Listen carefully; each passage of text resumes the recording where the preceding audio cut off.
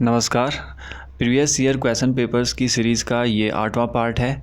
7 part इसके upload हो चुके हैं, वो आपको प्लेलिस्ट में मिल जाएंगे।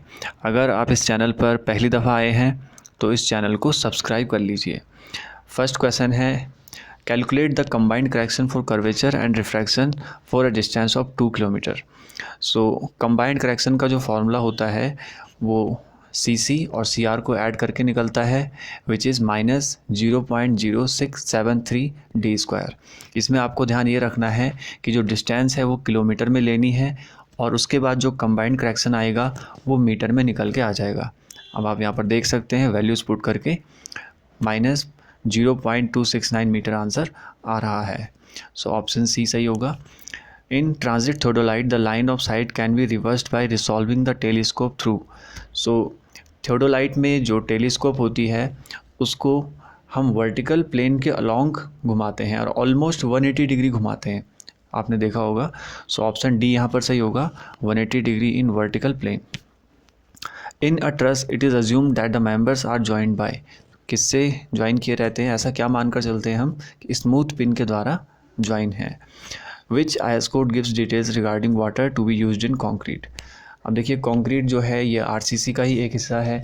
सो RCC के लिए हम यूज़ करते हैं IS 456। सो ऑप्शन ए यहाँ पर सही होगा।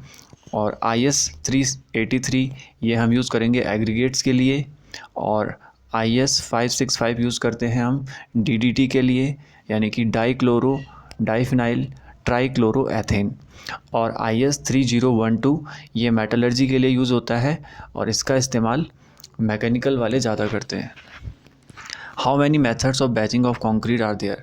2 मेथड होते हैं, एक वेट बैचिंग, एक वॉल्यूम बैचिंग। वेट में हम वेट कंसीडर करते हैं 50 kg और वॉल्यूम में वॉल्यूम कंसीडर करते हैं 35 litre. Which of the following method is used for determining the location of station occupied by the plane table? So plane table के द्वारा occupied station की location determine करने के लिए कौन सा method यूज़ करते हैं, resection method, और जिसके अंदर आते हैं 2 point problem and 3 point problem। So option D यहाँ पर सही हो जाएगा। Which of the following is responsible for the formation of residual soil? Residual soil जो है ये ट्रांसपोर्ट नहीं करती है। सो A, B और C में ग्लेशियर, वाटर और विंड दे रखा है, तो ये इसके लिए रिस्पॉन्सिबल नहीं हो सकते। ऑप्शन डी यहाँ पर सही होगा। What is the assumption made about back of wall in the Rankins theory of earth pressure? So क्या मानकर चलते हैं कि वॉल की जो बैक है वो वर्टिकल एंड स्मूथ है। Concrete is generally placed on, concrete को हम फॉर्मवर्क के ऊपर ही प्लेस करते हैं। In design of RCC structure the tensile strength of concrete is taken as. So ऐसा हम मान कर चलते हैं कि जो कंप्रेसिव स्ट्रेंथ है वो कंक्रीट के द्वारा है और जो टेंसाइल स्ट्रेंथ है वो स्टील के द्वारा है। तो इसलिए जो कंक्रीट के द्वारा टेंसाइल स्ट्रेंथ है वो हम 0 मान कर चलते हैं। Simply supported beam of length L is loaded with UDL of W per unit length. So maximum bending moment क्या हो जाता है, WL²/8। Option B. The load which does not change its magnitude and position with time is called dead load। अपना magnitude change नहीं करता है time के साथ और पोजीशन भी चेंज नहीं करता है। Which lime is most suitable for white washing? तो वाइट वॉशिंग के लिए सेल लाइम ज़्यादा सुटेबल माना जाता है। Contour lines drawn on a map are the lines which pass through. So contour lines जो है ये सेम एलिवेशन की होती है, एक ही हाइट पे होती है, सारे जो पॉइंट्स होते हैं इसमें। Transport of concrete by pumps is done for a distance of. So pump से जो हम ट्रांसपोर्ट करते हैं वो 500 मीटर तक अलाउ होता है और पीक लिमिट इसकी 1000 मीटर तक भी होती है।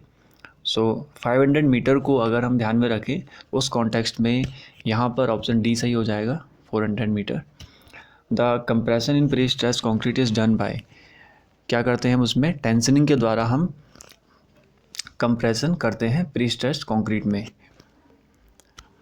The weight of a foundation is assumed as which of the following. So foundation पे जो वेट आता है वॉल का वो हम क्या मानकर चलते हैं, लगभग 10%, 10% of fall weight. Which of the following brick is suitable for the high class brick masonry. High class के लिए मॉड्यूलर ब्रिक्स यूज़ करते हैं हम ख़ास तौर पर बिल्डिंग्स में। विच of the following compound affects the ultimate strength of cement. So ultimate strength को कौन अफेक्ट करता है? बेसिकली बॉक्स कंपाउंड दे रखे हैं यहाँ पर, और डाई कैल्शियम सिलिकेट यहाँ पर सही आंसर होगा, क्योंकि ये सबसे लंबा चलता है, साल भर से भी ऊपर तक ये काम करता रहता है। सो C2S यहाँ पर सही होगा। विच one of the following cement is best for the marine works? तो मरीन वर्क्स के लिए या समुद्री कार्यों के लिए blast furnace slag cement use की जाती है, और इसलिए की जाती है क्योंकि ये सॉल्ट रेजिस्टेंट होती है, यानी कि समुद्र में जो सॉल्ट होता है उसको रेजिस्ट करने के लिए ये बेस्ट मानी जाती है। Which of the following proportion of cement and standard sand is used in cement mortar while testing the compressive and tensile strength?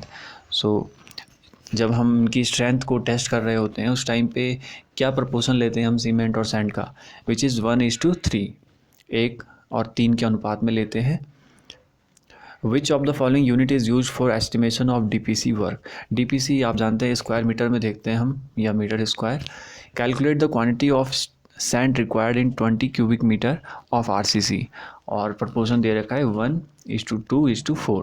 Sand की बात कर रखी है तो सैंड के लिए हम 2 यूज़ करेंगे यहाँ पे, तो सैंड का निकल जाएगा 2/7। 7 कहाँ से आया? तीनों को ऐड करके, इंटू 20 करेंगे क्योंकि टोटल 20 है, और इससे जो आंसर आएगा उसमें हम 1.54 की इंटू भी करेंगे, क्योंकि हमें ड्राई वॉल्यूम चाहिए, वेट वॉल्यूम नहीं चाहिए, क्योंकि आंसर जो आएगा वो वेट वॉल्यूम आएगा। इसको आप ड्राई में कन्वर्ट करेंगे और उसके बाद जो आंसर मिल जाएगा that is 8.8। Commercial name of white and coloured cement in India is? So अलग अलग नाम से जाना जाता है, कोलोक्रीट, रेनबो सीमेंट, सिल्वीक्रीट। सो इसलिए ऑप्शन डी यहाँ पर सही होगा। Accuracy in measurement of the area should be? So area की बात कर रखी है, यहाँ पर हम तीनों की बात कर लेते हैं। लेंथ के लिए जो यूज़ करते हैं वो होता है 0.01 मीटर, एरिया के लिए 0.01 मीटर स्क्वायर, और वॉल्यूम के लिए 0.01 मीटर क्यूब। और इसको आप दूसरे कॉन्टेक्स्ट में देखेंगे तो ये 1% लिया जाता है जो एक्यूरेसी है, और यहाँ पर एरिया की बात हो रखी है तो, और ऑप्शन में सेंटीमीटर की बात कर रखी है, तो 100 स्क्वायर सेंटीमीटर हो जाएगा जब आप उसको कन्वर्ट करेंगे। विच of the following is the purpose of valuation? Valuation basically tax के रिगार्डिंग करते हैं हम, तो टैक्सेशन यहाँ पर सही होगा। Sapwood consist of? सैपवुड जो है ये वाला बीच वाला पार्ट होता है, आप देख सकते हैं यहाँ पर। सो ये जो है हार्डवुड और कैम्बियम लेयर के बीच में आता है, सो ऑप्शन बी यहाँ पर सही होगा। Portion of timber between hardwood and cambium layer. In hardwood annual rings are?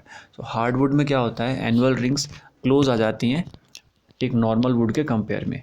So option D सही हो जाएगा, लेस डिस्टिंक्ट, यानी कि कम दूरी पर होती हैं, या फिर nearer to each other. Which one is the upper limit of survey area for use of plane survey? So कब हम मूव करते हैं वहाँ पर 196 मीटर स्क्वायर किलोमीटर स्क्वायर के बाद जब होता है तब हम वहाँ पे दूसरा मेथड यूज़ कर लेते हैं। उस कॉन्टेक्स्ट में यहाँ पे 250 सही हो जाएगा answer.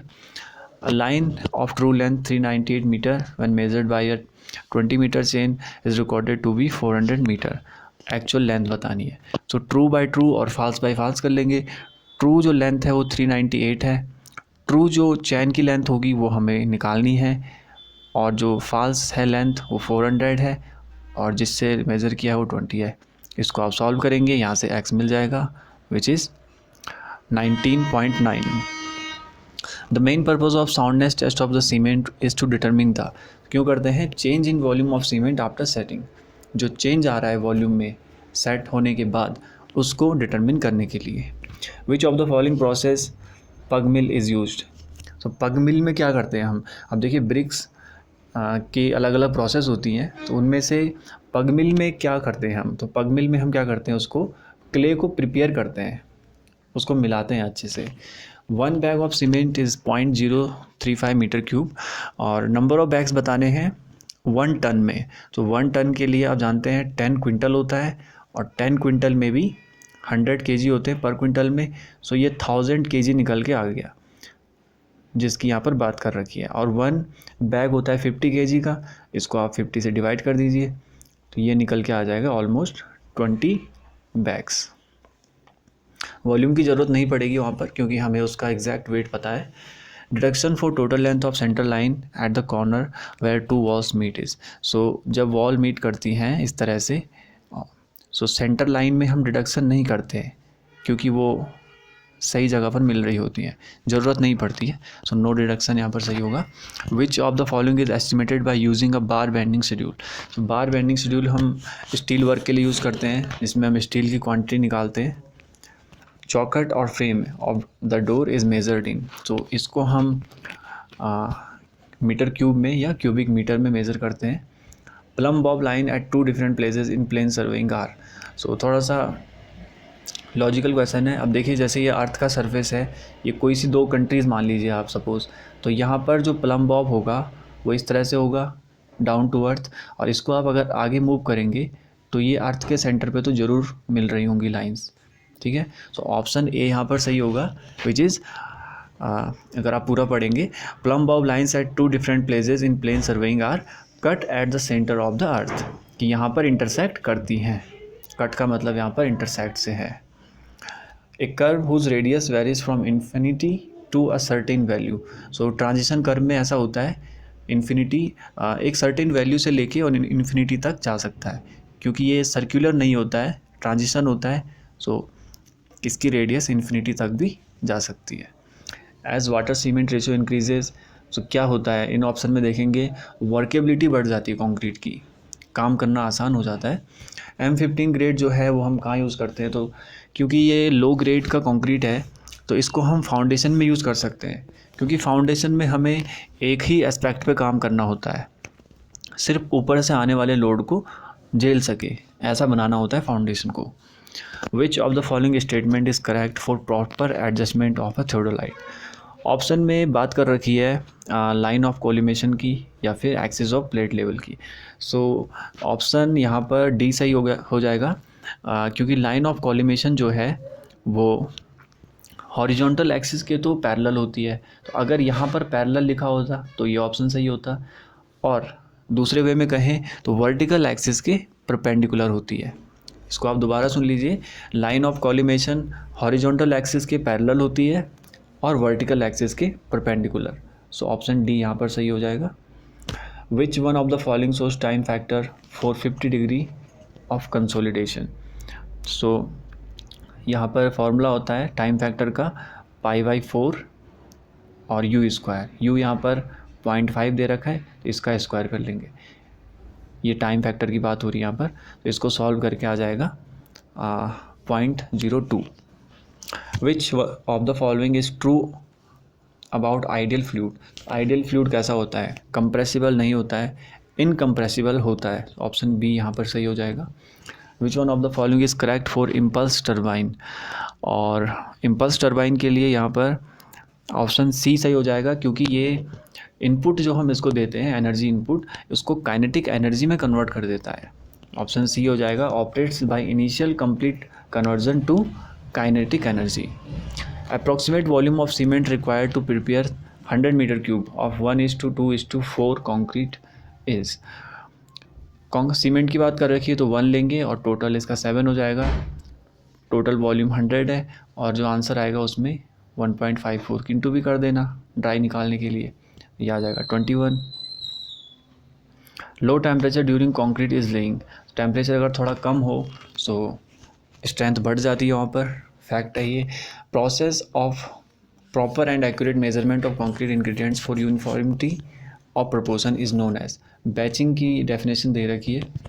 The least count of theodolite is, theodolite में 20 सेकेंड्स तक होता है, सेकेंड ये एंगल वाला सेकेंड है। Surface tension for an ideal fluid is 0 होता है, और इसीलिए आइडियल फ्लूइड जैसी चीज़ कोई होती नहीं है दुनिया में।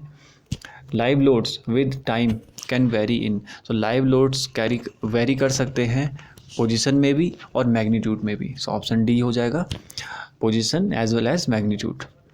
ऑलराइट, ये थे आपके नेक्स्ट 50 क्वेश्चन। आई होप आपको वीडियो पसंद आई होगी, और अगर वीडियो शेयरेबल लगी है तो प्लीज़ इसको आगे शेयर करें। Thank you so much.